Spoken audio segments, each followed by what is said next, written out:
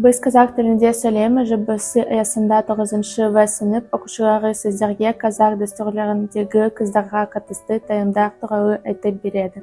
Жалпы қазақ қыздарына арналған 40 тыйым бар. Бұл қазақ қызының қауіпсіздігі, әділдігі және дала этикетіне негізделген ережелер жиынтығы. Бұл тыйымдардың басты мақсаты қыздың абыройы мен намысын қорғау, сондай-ақ оның сөздері мен іс-әрекеттерінде сыдыққа үйрету.